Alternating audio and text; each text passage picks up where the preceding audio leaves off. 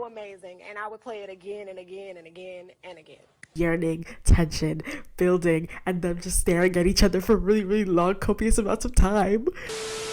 Hello and welcome back to my channel. My name is Annabella. Thank you for joining me. Today's video, we are going to talk about Bridgerton. In my last video, I talked about how I read 2 of the books. I watched season 1 for the first time and I compared things, and I had season 2 predictions, and I guessed what I thought was going to happen this season. And I finally watched the season. I watched it in a day, which is crazy, and I live on the East Coast, so it came out at 3 a.m. and I didn't take a break. It was a very dumb idea. So starting off at the very beginning of the season, I loved that we got background into Anthony's life and what happened with his dad, and how his dad died from the bee sting, and how it traumatized him, and how he had to take over the family. In the book, it was very brief and short. In fact, Anthony wasn't even there when his dad died. It was he came home and then Daphne was crying and they were like, "Dad's dead," or whatever. I'm sorry, I keep saying Anthony, it's Anthony. I know, I don't care. I'm gonna keep saying it wrong. I can't. I'm not gonna remember to say it right. In the book, it's different because Anthony wants to get married, not just because he needs to fulfill his role and duty of getting a viscountess or something. It's also because he thinks he's gonna die early, just like his dad, and his uncle, because he thinks it's genetic. He thinks that that's just a thing, and that's one of the reasons why he also won't marry for love. Whereas in the show, he's just more I'm not married for love because love sounds painful. I don't want to go through that. I don't want to la la la la. It's 2 very different things, and I kind of liked it better in the show than the book. But beginning off, I loved how we got Kate and Anthony meeting up on horseback in the beginning. It was giving Cinderella live action version vibes, to the T. I love that Kate overheard his conversation and knew his real intentions, and they had the whole little in the garden, a little tit-tat. I'm telling you, the arguing that happened in the book was so good, and they did it so well. Jonathan Bailey is so good at being annoying. I loved him. But moving on through that, I liked the introduction. You could obviously tell from the jump they had this kind of riffraff connection that could not be beat. It literally could not be beat. And how she made his life hard when he tried to court Edwina, everything he was trying to do. I really liked the game of Pall Mall. I keep saying it wrong. I don't really know. I loved it in the book. I loved it in the show. It was very, very good. I liked how they added more in the show of them, their balls getting stuck in the dirt and them laughing and all that. That wasn't in the book. I liked that better. I feel like in the book, Anthony and Kate, Anthony was slowly falling for Kate, and Kate was confused by him for the most part. In the show, it was a mutual thing, which I didn't hate. I'm not gonna say I loved it. I didn't hate because it helped with the burning of the eggs. I think one of the things people complained about was the fact that they didn't get enough Kate and Anthony scenes. I agree. Anthony should have been the main plot, and instead we were focused on the Featheringtons. I was bored of them already, but I did like how there was less explicit scenes, and it was more of just yearning, tension, building, and them just staring at each other for really, really long, copious amounts of time. And I just loved watching Anthony be in love. The way he would just get when he saw her, oh my gosh, it was painful. I loved when they went hunting, the thigh scene, the gun scene. This man was just losing his whole cool, and it was amazing. The bee scene, can we talk about the bee scene? I am unharmed. I am unharmed.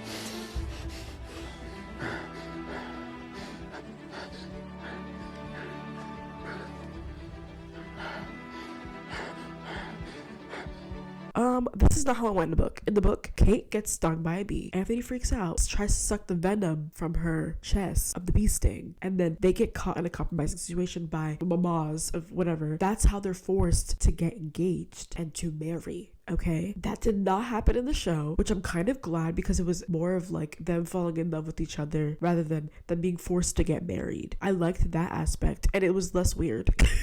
Plus, the way he reacted when she got stuck by me was so good. And the way she calmed down, oh, so good. And the way they were both breathing hard, falling losing their mind after it was so funny. But that was the first interaction where they really felt something for each other. And then after that, another one where she was reading books at night, and that's when she found out that about his dad and the original bee sting and why he's traumatized by it overall. I loved how they were building up the little tension in the beginning of the season, because it went from tension of I hate you to I see you as an equal in some way. I can see there's something there. I loved how Daphne knew from the jump. She literally confused her with the sister from the jump. Because she was first of all, Anthony greeted Kate first. He didn't even greet Edwina. That's the sign. Come on. And she just knew. I also love Newton the dog. Newton the dog was adorable. I feel like I have to talk about everything else as well besides Kate and Anthony. So I'm gonna give like a little bit of what I thought about the Featheringtons. Featherington plotline was good. It took up too much screen time. The cousin being into the mom was weird, but I saw it coming. Penelope and Colin getting closer was adorable. But I hated how he was like, "You're not a woman. You're Pen." What the hell? That had me choking. I was like, like, damn, like we can't even catch a break out here. I love that development. I loved Eloise and her whole development, how she was afraid to be out in society and how she was fluttering around, embarrassed and nervous and like losing her mind. Like, I loved it. It was so funny and relatable. Just how she was so determined to find Lady to Whistle Down was so funny. Met Theo. Oh, all I'm gonna say about Theo is I would rather Theo be with Eloise. In the books, it's Sir Philip Kane or something like that. I don't know. I haven't read her book yet. I'm going to though. We already know Sir Philip Kane is married to Miss Thompson. So I don't want that for her. I don't. Theo, I just love their little connection. She found an equal intellectually, and I love that for her. Other characters that I should probably talk about as well. Colin going back to revisit Miss Thompson. It was stupid. I was bored. I don't care.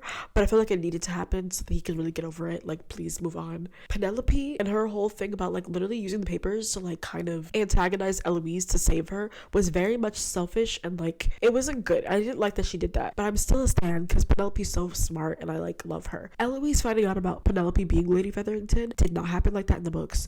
She didn't even find out until the epilogue of book 4, and she found out after everybody else found out, and she also didn't care because she had her own drama going on. I think that they did this earlier because it adds more drama and there's more to work with in season 3. I was really sad though because I love them together as friends, like they're besties and I love them. Colin's little last remark at the end of the season where he was like, "Marry Penelope, why would I ever do that? That's ridiculous." I was like, but that did happen in the books. And in the books, Penelope overhears it. He like turns and he's like, "Oh no, I said that. She heard me." Another character, Benedict. We love Benedict. We love Benedict. I loved how he was so chaotic this season. He was high most of the time. He was drunk. Now that I think I've gone over all the other characters and their storylines and like how much they took up too much time, screen time in my opinion. Let's go back to Kate and Anthony. What we really want to talk about, okay? In the books, they're forced to marry.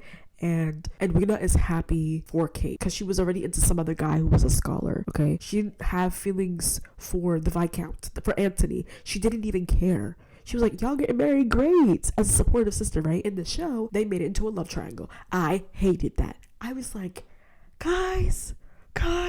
Edwina keeps wanting Kate to get close to Anthony so that he can have her blessing, and they're dancing together, and Kate basically says, "Babe, I'm literally leaving to go to India after this, after Edwina gets married." And the look on his face, that scene is so good. The way his eyes do not leave hers. He's following her every single second. I was like, period. Yeah. I'm eating this up. I'm eating this whole thing up right now. Where he's literally like, "You're the bane of my existence." For India. And it is not far enough. Do you think that there is a corner of this earth that you could travel to far away enough to free me from this torment? You are the bane of my existence and the object of all my desires. Night and day, I dream of you. That whole scene, I have watched it a disgusting amount of times. And he literally is like, "India is not far enough." I was like, period. He was like, "I can't stand her. She makes me I want to strangle her sometimes." And I was like, yeah, this is beautiful. Anthony literally told Kate, don't expect me to fall in love with you because I won't. And I was like, okay, eat your words. He proposes to Edwina because of the fact that he loves Kate. Like that logic, headache, no. Because it literally delayed the plot so much and it made me so angry. And then Edwina was like into him and I was like, gross. I think also Edwina saying that was she that blind only pissed me off because I was like, it was so obvious that everybody else even knew. You were the last person to know. She was on the boat with that other guy. I can't remember his name. And Anthony was literally like in a daze. He was like, I was like, yes, period. Be jealous. You should be. Sister spares no opportunity to find reasons for me to stay. I may well join her in her endeavours. That knot will never hold. It is perfectly adequate. Then I must question your nautical skills, Dorset. Allow me. The scene I was talking about before is when they were like, you vex me. And I was like, I can't stand you. He was like, why do you hate me? Tell me why. I was eating that whole thing up. Oh my gosh. You dislike me so! Because you vex me! And what is it do you think you do to me? You hate me. Say you do not care for me. Tell me you feel nothing. and I will walk away. Also, every time this man said I'm a gentleman, I was literally choking because season 1 we know he wasn't. Okay, now we need to talk about the wedding. First of all, love the wedding, love the dresses, love everything about that, okay? Love when they were putting their, I don't know what it's called because I'm not Southeast Asian, the thing on her face and like it's symbolic, and then the orange flowers. I loved all of that. It was beautiful. The incorporation of Indian culture in this, loved it. And the way during the vows he literally only looked at her, not Edwina. I was like, oh my gosh, this is embarrassing. The bangle scene when it fell on the floor, this is embarrassing. How he like envisioned, he like saw her like when he was talking to Edwina when they were getting married. That part was so cute. I won't lie, I loved it. Do you see how long season 1 Daphne and Simon were together by episode 4? We had to wait so long. And when they came up with the plan to make sure that the two of them stay away from each other, I was like, okay, your plan is already stupid because Kate, she could probably hold it together, okay? She's really good at holding it down, you know what I mean? However, Anthony, oh my gosh, that man literally has no self-control. The scene when Newton, we love Newton, barks at Anthony and they're like together having tea, and then they get up and he literally sniffs her. I was like, only because if you don't read the book, it's in the book where like Anthony talks about how he's obsessed with the way Kate smells because she smells like lilies. I was like, oh my gosh, stop. When they were going inside and he whiffed the air that she walked past.